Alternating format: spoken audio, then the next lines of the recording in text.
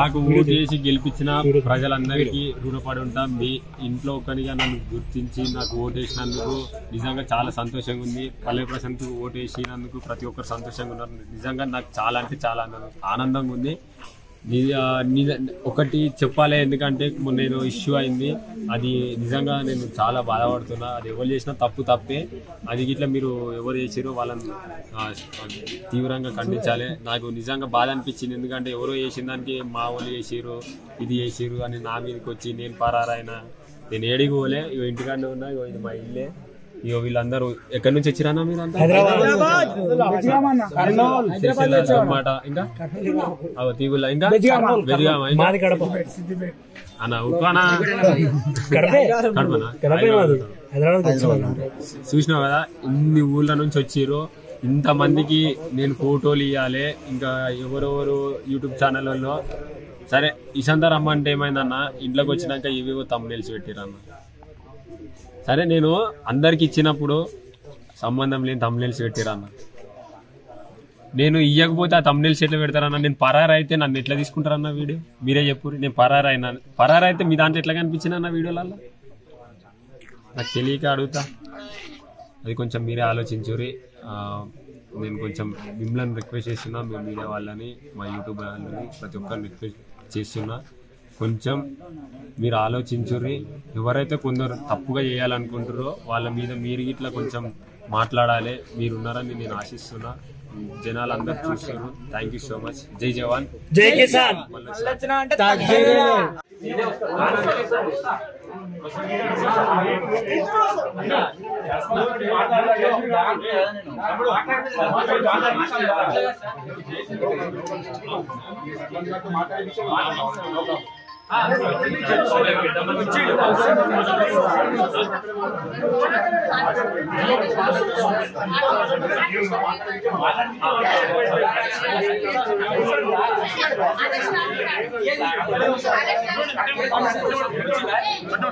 ఏం తీస్తారా? 10 మంది నాడు ఒకళ్ళు సరిపోదా అన్నాడు.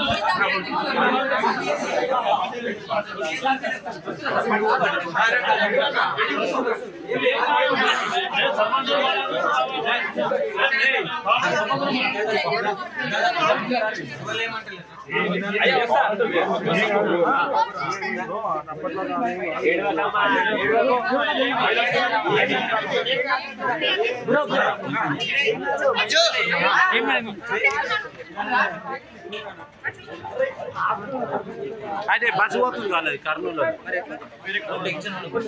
ఏం టెన్షన్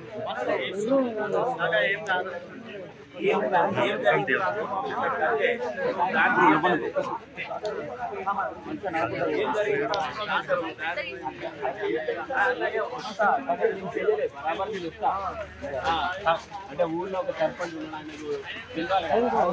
ఒక మాట మాట్లాడాలి. పెద్ద మనిషి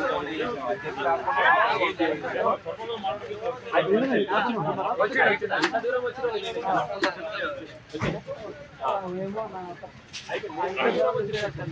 నాకు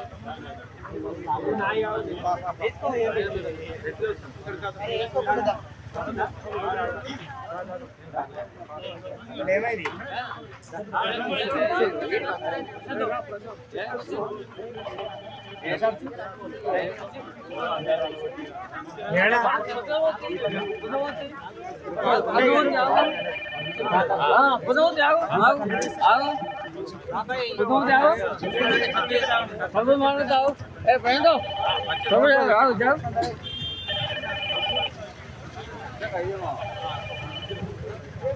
आप ए आप हेलो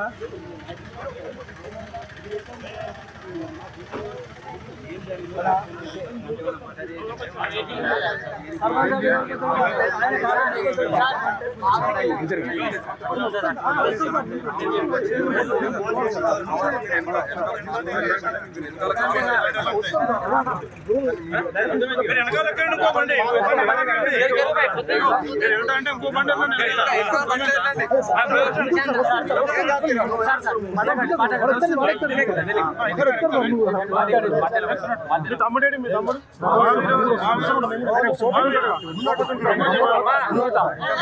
ఇటున్నా అమ్మా